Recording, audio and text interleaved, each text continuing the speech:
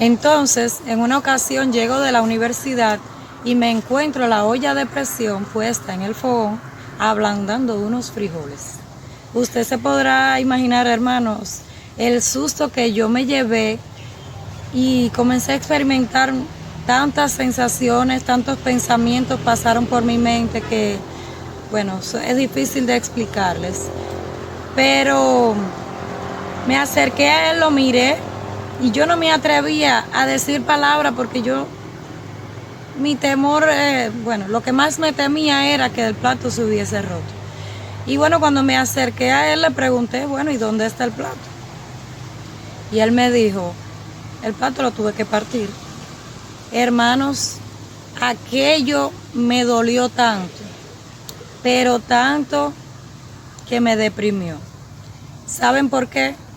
Porque yo había roto millones de cosas, pero hasta ese punto, hasta ese justo momento, yo no había sido consciente de lo que estaba sucediendo en mi vida.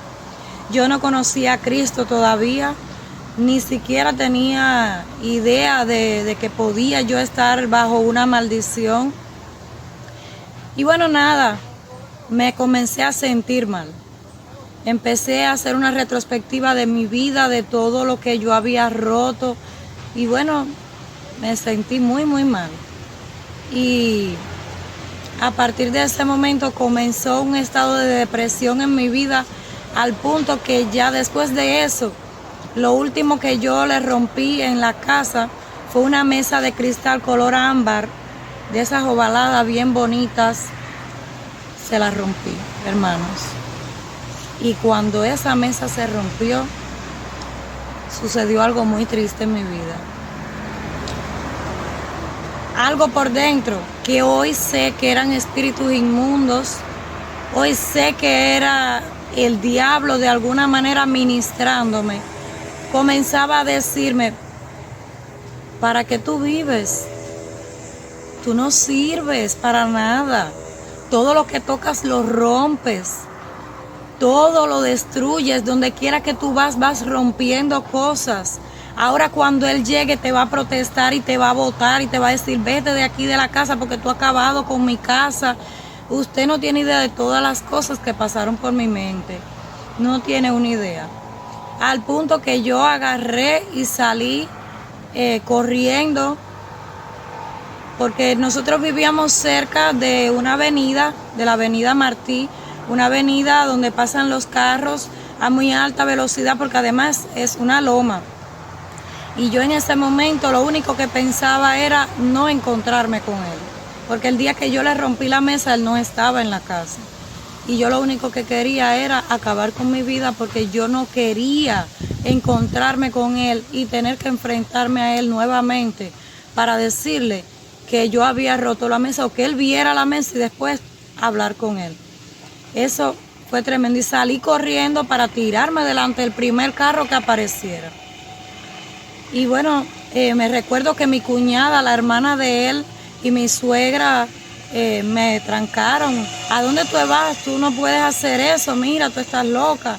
Y bueno, yo me puse tan mal, me dio un dolor en el pecho muy fuerte, porque ya cuando ellas empiezan a hablarme, entonces volví en sí y fue que me empecé a sentir mal por lo que yo iba a hacer. Yo iba a suicidarme, iba a atentar contra mi vida. Para que ustedes vean la seriedad que va tomando las maldiciones en nuestras vidas, cuando va pasando el tiempo y usted no clama a Dios para pedir su auxilio. Si usted no pide el auxilio de Dios, el asunto se va tornando tan serio que mire, hasta un suicidio usted puede terminar, y ya tenemos bastantes testimonios de personas que han atentado contra su vida y no corrieron con la suerte con que yo conté, que los pudieron frenar, sino que realmente lograron ejecutar el suicidio y hoy no van a estar en la presencia del Señor, amén. Y entonces nada, ellas me dijeron, mira, eso no es la solución, cuando Él venga conversen. Sucedieron más cosas. En ese momento me llevaron al hospital, cuando en el hospital, porque yo estaba con un dolor fuerte en el pecho, y cuando el médico supo que yo había intentado suicidarme, ellos rápidamente me retuvieron en el hospital y dijeron que no me podían dejar salir del hospital hasta que mi esposo no fuera a buscarme allá al hospital. Y él no quiso ir al hospital porque él tenía vergüenza. Él pensaba, después conversando, él me decía, pero ¿cómo tú vas a hacer eso? Después, pues, ¿cómo tú vas a pensar que yo voy a querer hacerte algo? Porque tú hayas roto una mesa, es verdad que tú has roto cosas, pero yo nunca voy a atentar contra ti, porque hasta todas esas cosas pasaban por mi mente, que él podía, no sé, darme un golpe, porque la situación en Cuba se torna un poco difícil para conseguir las cosas. Y si yo había roto tantos bienes materiales, yo hasta pensé que él podía dañarme. Y eso a él también lo deprimió, lo hizo sentirse mal, al punto que él no quiso ir al hospital, porque entonces él decía, ¿cómo tú vas? El mundo va a pensar que yo soy un ogro, que yo voy a... En fin. Arreglamos la situación, pero yo literalmente acabé con su casa. Pasa el tiempo y sigo rompiendo cosas hasta que llego a los caminos del Señor. Llegué a los caminos del Señor de una manera un poco prudente, pero al mismo tiempo dolorosa. Yo me casé y mi esposo, el padre de mis 2 hijas pequeñas, le sale una bola acá en la garganta y eran las tiroides, y le dicen que hay que practicar una biopsia. Todos saben que cuando escuchamos esa palabra, hay que hacer una biopsia, hay peligro de que haya un cáncer.